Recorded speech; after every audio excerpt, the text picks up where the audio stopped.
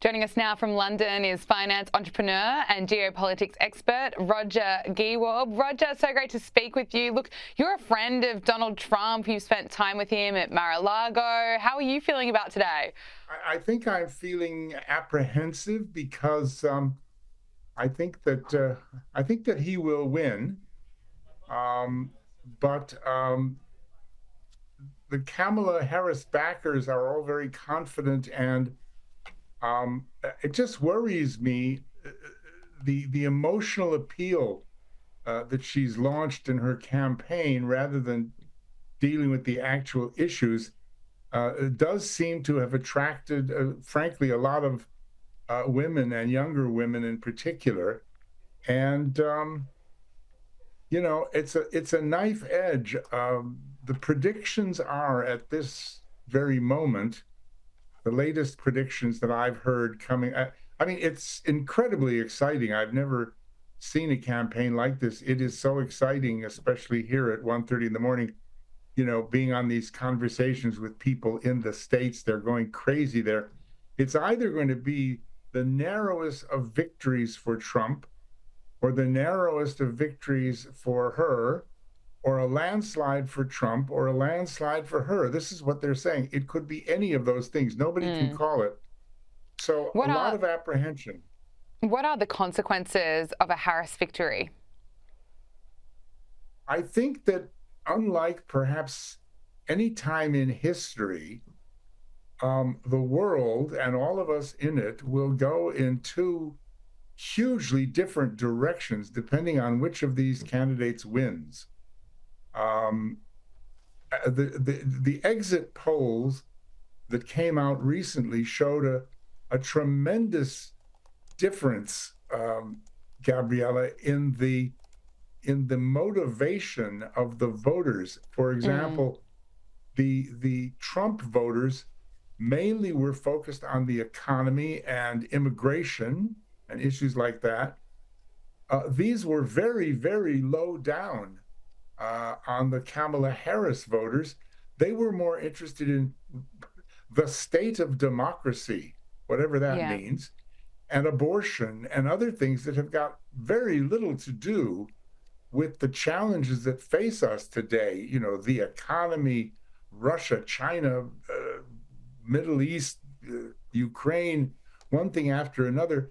I mean, they seem to be, if you look at those exit poll preferences, they seem to be living in a kind of a Kardashian like dream world, these voters.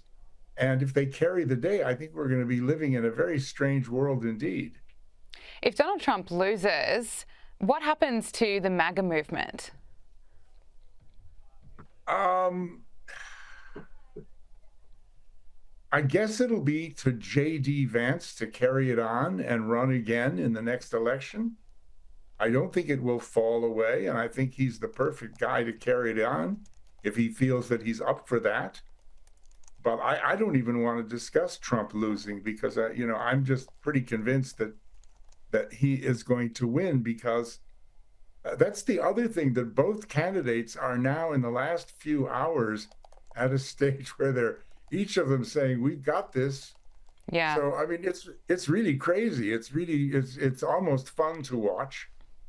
But you've got to be reasonable. You've got to be rational.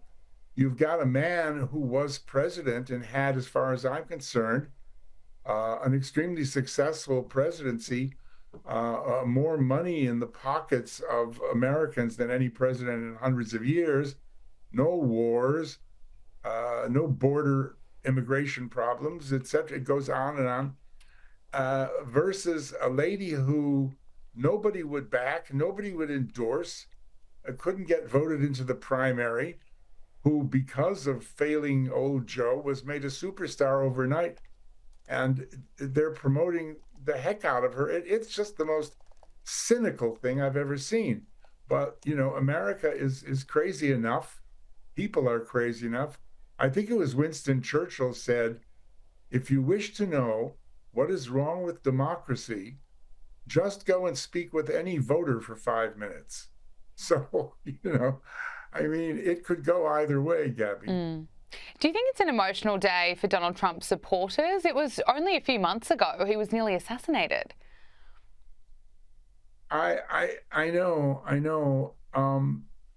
The fervency of the loyalty towards him is unbelievable. I mean, I'm talking to people who are sitting at this dinner at Mar-a-Lago for all of his friends and supporters and family and everything. I mean, his people love him to bits, and I think there are so many people who see what he represents compared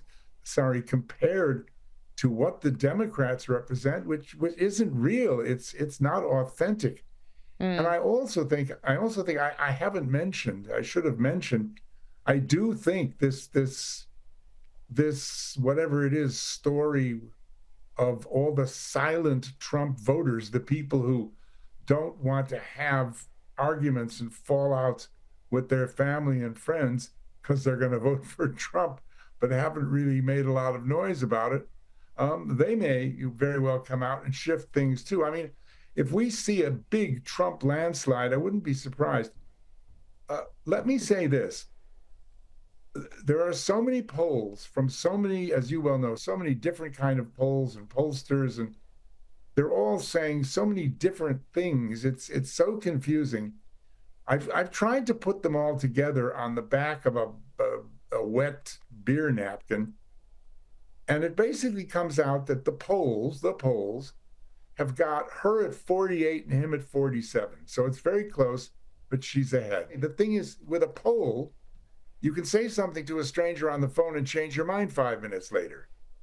But with a bookie, you've got your money where your mouth is. And I should say the bookies have got Trump miles ahead of her. Yeah, we have seen that widen in recent days.